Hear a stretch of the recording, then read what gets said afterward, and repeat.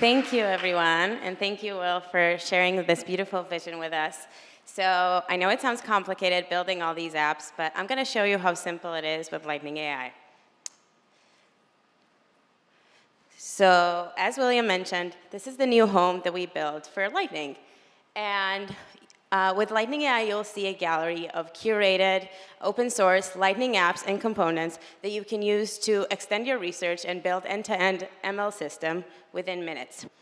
So to tell you what someone can do with Lightning AI, let's walk through the story of Jane. So Jane is an academic researcher. She's working on computer vision for robotics. And in the last couple of months, she's working on a paper for her upcoming conference. And her deadline is coming up in just a couple of weeks. But she still wasn't able to find the right hyperparameters to train her model on. So Jane's really confused. If she would try to run this on the university cluster, it'll take her months, so goodbye deadline. And then her next option was trying to run this on the cloud, but she's not a cloud expert. She doesn't know where to get started. She doesn't know how to set up the environment. Not sure what to do. Then Jane tries Lightning AI, the open operating system for AI, to see if she can get rescue there. Going to Lightning AI, Jane can explore the gallery of apps until she finds something interesting, like this Lightning Sweeper app. Clicking on it to learn more, this will train multiple models across hundreds of cloud CPUs or GPUs using advanced hyperparameter tuning up strategies. Sounds like exactly what she's looking for. So with a single click, she can launch this app to see it running live. Well, that's pretty cool. So with this app, you can train, it looks like it's doing 37 model trainings across different learning rates to show you the best model.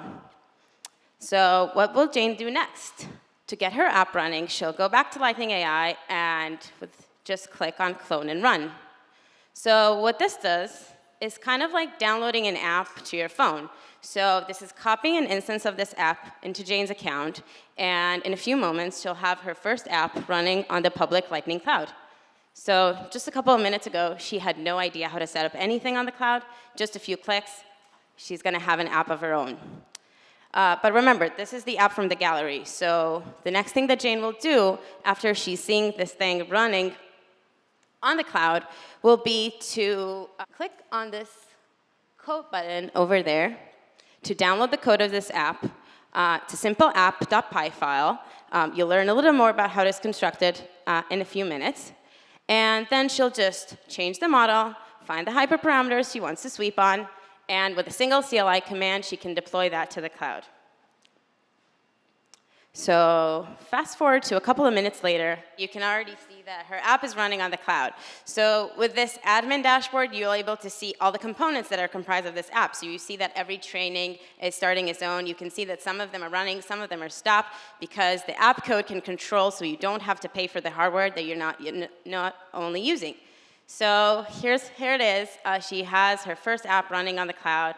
And instead of waiting for months or learning about how to set up her own environments, she can do that quickly with Lightning, click a button to share this app with her fellow lab mates, and hopefully Jane will now be able to meet her deadline.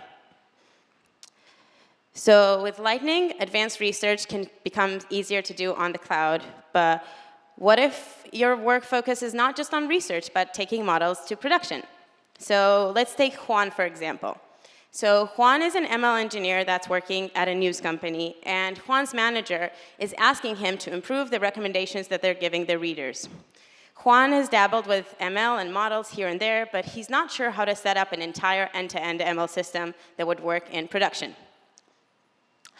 So instead of spending weeks or months researching and reading everything and trying out all the tools and integrating them together and finding and assembling a team of experts in order to get this done, he's just going to decide to give Lightning AI a try.